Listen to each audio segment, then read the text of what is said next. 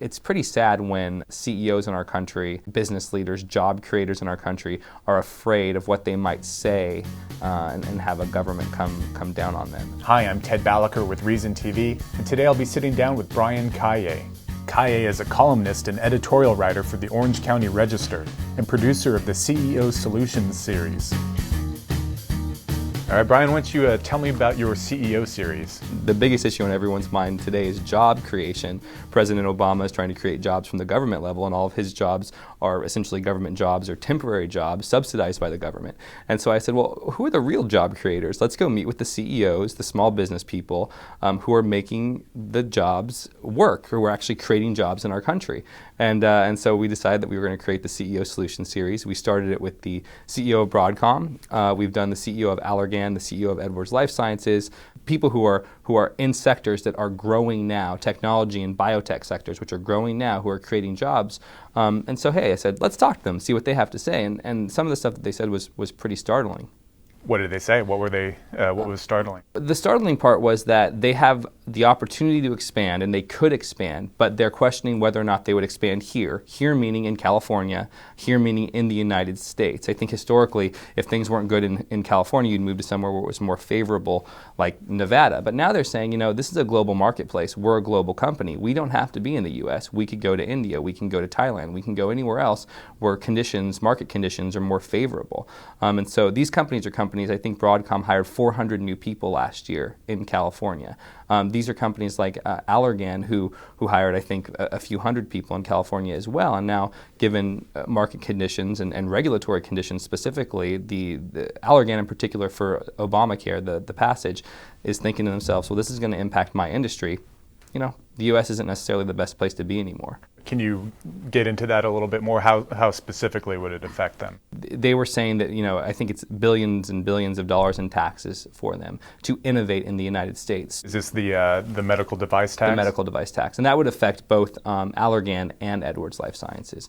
Obviously, both CEOs were very clear. They'd like to expand their companies and they would like to grow their companies in the United States, but in a situation where the government or government policies in particular are hindering that growth, the choice is pretty clear. They don't just make these decisions lightly. I mean, there are all sorts of reasons to stay put, from family ties to customer base and so on.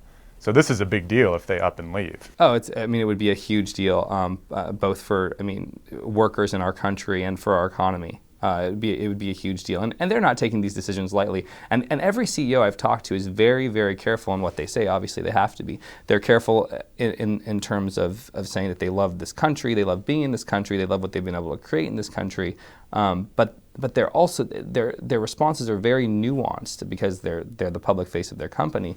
But the underlying story is kind of what they're not saying, and what they don't say or what they infer from our conversations is that, let's clean it up or we're clearing out. I come across this a lot too when we talk to business owners for pieces that we do. They'll say one thing to me on the phone, then I say, can we get that on camera? And they clam up. Yeah. You've, in talking with you previously, I know you've come across quite a lot of this. What is sort of the unsaid that we won't see in your CEO series? The common thread is they're afraid to say certain things on camera that they think would put them in a position to be targeted by bureaucrats, targeted by either the state, the state government or the federal administration. Things like speaking too unkindly about specific provisions in Obamacare, speaking too unkindly about specific regulations in the state of California. I've had a few CEOs say that they didn't want to do the series because they thought that it made them too vulnerable. It's pretty sad when CEOs in our country, business leaders, job creators in our country are afraid of what they might say and have a government come down on them. Are there things specific things that they're really worried about? Yeah, the most interesting interview, and it was kind of the inspiration for the series and continuing on in the series, was the interview with Scott McGregor, who's the CEO of Broadcom. And he actually outlined 3 areas where he thought that government could do things a little bit differently that would help his business. Obviously, which is something that a lot of California CEOs talk about, which is the tax code in California.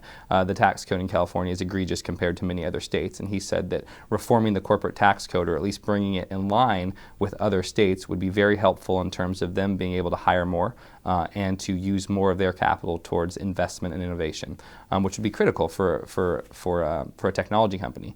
The second thing, which I think is the most interesting thing that's come out of the CEO Solutions series so far, was when he told me that one simple switch in California labor law would make them more competitive globally, which is that, you probably already know this, but California labor law is a little bit more intense than the federal standards. And all he wants is for California to regulate itself to the federal standard. Right now in California, they have the provision that you can't work more than an 8-hour work day without being paid overtime, whereas the federal standards view this on a weekly basis, so it's a 40-hour work week. So all he's saying is he wants to be able to go to the federal standards, because in their industry, they need to have someone maybe working 4 days a week, 10 hours a day. And the interesting thing about that is it ends up hurting a lot of workers who want the 4-day work week, but their bosses might leave to places like Oregon where they don't have this particular provision because, as you mentioned, after the 8 hours, boom, you're on overtime now. Exactly. And I mean, I was, when he was telling me this, I was like, oh, I work more than 10 hours every day. I thought that was just kind of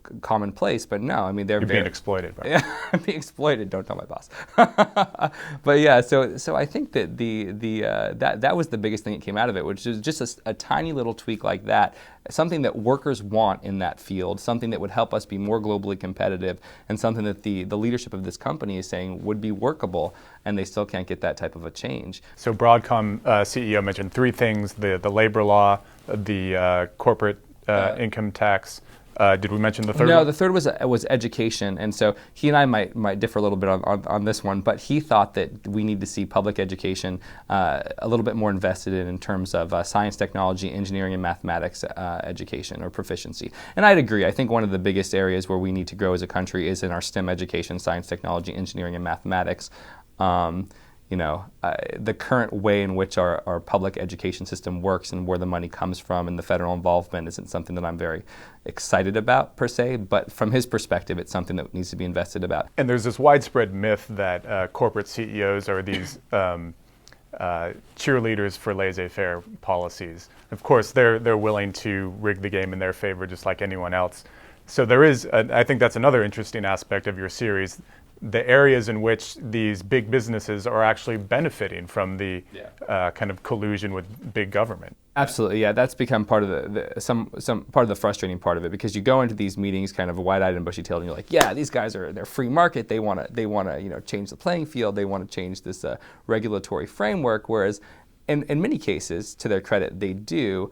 In other cases, there are regulations that are benefiting them. Well, they're self-interested. So when it helps them, they want freer markets. When it hurts them, they want regulations. Exactly. It's like Morton Blackwell would say, the status consensus in our country, and I think the status consensus in Washington, D.C., but there's also a status consensus among CEOs in our country that if it benefits them, or if they can get a regulation passed or a law passed that will hurt their competition, the more the better. There are all sorts of regulations that CEOs know that they have to deal with, but then there's the unknown. Mm-hmm. What's going to come down the pipeline out of Sacramento or DC in the future?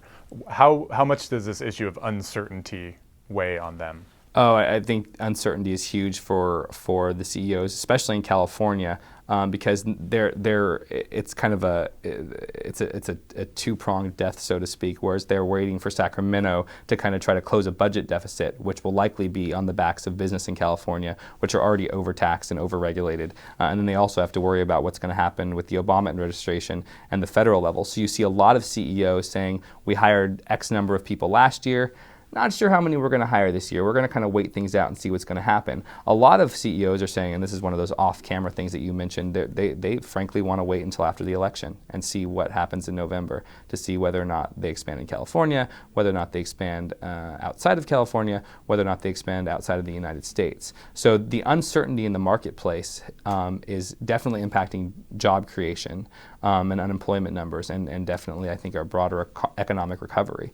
And that's lockstep. Every single CEO has mentioned in one way or another the uncertainty in the marketplace, be it the healthcare bill, be it financial regulations, be it what's going on in Sacramento. And it's scary when those people who are the ones who are really going to drive the economic recovery of our country and get people back to work are saying, we're going to hold off a bit because we don't know what our government's going to do.